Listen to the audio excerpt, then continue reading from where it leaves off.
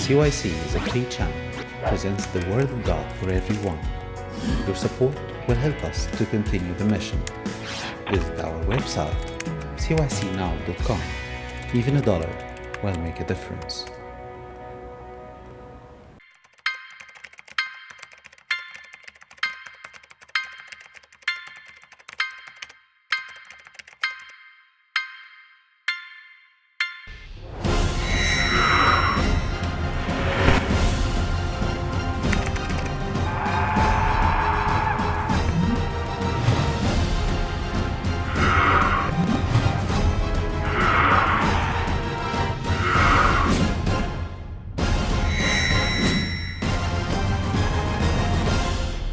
Opportunity lost versus opportunity gained perspective of it, because some people, and you mentioned in particular the example of how this relates to people in comas or people who have been who have some sort of degenerative disease, for example.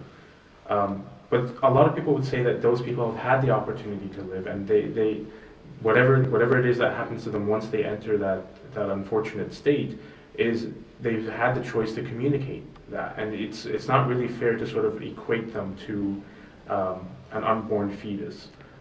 Is that do you think that's a logical or rational argument to be making? I would say no. I mean, one of the issues that I've thought about after the Connecticut shooting with all of the elementary students, and you look at especially in social media, a lot of the lament that was coming forth from that was grieving the loss of their life, their future life. They had their whole life ahead of them. And whether you're 30 or whether you're 13 or 5, you still have future life. And if that is what we are lamenting, if that is the real issue, if that's why murder is immoral, that we're killing future life, just because you're 30 or whether you're 50, you still have future life. And that life actually impacts more than just that one individual, which is the same thing with abortion. A woman's choice is not just her own. That actually impacts more than herself. And I think about, if one of my siblings was not in my life, that would definitely impact my life. Even with, I know that, someone gets into an accident and then they don't have the cognitive ability to make those decisions. Should we just let them die? And I feel like if there's a chance where they could live, let them live, because the impact that they would have on that they could potentially go on in their own life, or that they would impact the people of the lives, or the lives of the people around them. I think that's really important. Clearly, the social debate regarding this is a very contentious issue. It's one that I think a lot of people are still discussing, but we're not seeing that debate sort of happening in where it really matters, I guess, is the political environment. We're not seeing those debates happening in a decision-making environment. Right. Do we need to open up that debate, especially in Parliament, or should we just leave it at that and leave the law as it is today? Right. I know that it's often said that the debate is closed, and it is so far from that. Even when you look at there was a court decision in Morgentaler that actually declared the laws at that time to be unconstitutional, and which left basically a vacuum in which we have no laws on abortion. The Supreme Court in their decision said it is for Parliament to decide. And time again in future court cases, you've seen that the court is not willing to make the decision. They're not willing to draw the line because it's the role of Parliament. So Parliament actually has a responsibility to engage in these issues. And when you look at things like Hansard, where you can see what gets put forth before Parliament, what gets said in Parliament, there are thousands or hundreds of petitions, which represents hundreds of thousands of Canadians who are raising their voice to try and discuss the issue of abortion. So to me, the debate is not closed. You have members of Parliament who are trying to bring these issues into light in Parliament. So again, the debate is not closed. There are certain people who I would call them pro-abortion who are trying to insist that this debate is closed, because I can't even call certain individuals pro-choice. They are pro-abortion. They would actually be pro-gender sex selection abortion. And I don't think that's justice. And so I think that I think that Parliament has a responsibility to respond. Whether they will or not is another question, but I think they do have a responsibility. Right, at the end of September, I mentioned motion 312 was defeated, and that was a motion that was brought forth to study when does life begin.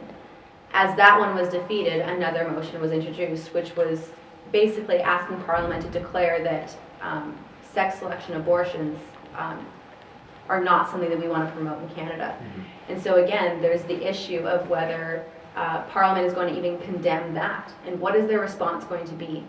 And I feel like when we stifle debate, when we stifle discussion surrounding these issues, you're actually stifling democracy. Because if democracy is the people speaking, clearly the people are. And the only way we can do that is really through our elected representatives. And when you have people who are bringing forth motions like this, and then Parliament refuses to open the debate and even have the discussions, I think that's very wrong, and I don't think that's democratic. And to me, the debate is not closed. The Supreme Court said it's not closed. Canadians are saying it's not closed, and yet Parliament's resisting. Considering the divisive nature of this topic, a lot of people say that it's difficult to say that we have to force women to keep the baby or to keep the fetus, because it's difficult sometimes to bring a child into this world, especially if we know that they're going to be facing poverty, facing a lot of discrimination, a lot of the social issues that are still prevalent in our society today. How do you respond to that claim, like that we shouldn't, that abortion is in a way helping the children, or helping helping to prevent that potential of bringing a child into a difficult life? I definitely understand all of those concerns, and from my perspective, I consider myself pro-life, which means I'm not anti-abortion.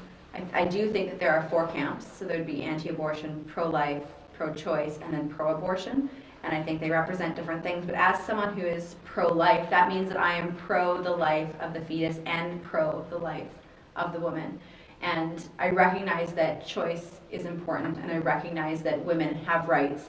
But I also think that there's so much value, not just in the woman's life, but also in the life of the unborn child. And with that said, I know that more needs to be done. I think it's unreasonable to expect that every woman in every circumstance would be forced to keep her child unless there was the social structure to ensure that that baby's going to have a healthy, normal, flourishing life. It's going to be given every chance possible. And I know that a single mom who is already impoverished to have to take on those types of, I don't want to say it's a burden, but it can be a financial burden when you have to care for another life. And so there's lots of things that need to change, even changing things like our adoption laws. It's difficult to actually adopt, and I think things like that need to change. Because if more women, I really believe that if more women knew that their child would be safe in a loving family, adopted, not in foster care, but adopted into a family, I think more would be willing to keep the baby, give it up for adoption, and give it that chance that I think it deserves.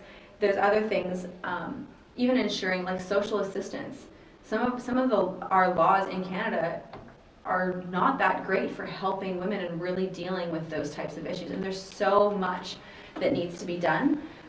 And so I really believe that if laws are going to change regarding abortion, the social change and the structure also needs to change. I would hate to see, as someone who's pro-life, and I don't like the idea of abortion, I would hate to see change in the abortion laws without also making sure that women's rights are respected, and that they get the care that they need, and that they, if they want to keep the baby, that they are able to do so. Because I think that even if they can't keep the baby because of things like economic stress, like I think that we as a society are failing. If they can't keep the baby because they know they won't be able to feed their child, I think we as a society are failing. And so there's two different aspects. There's looking after the rights of the woman, but there's also looking after the rights of the child, and they both need to work together. And I think that there can be a lot of advances made in this area, and right now I think that we're not doing that great.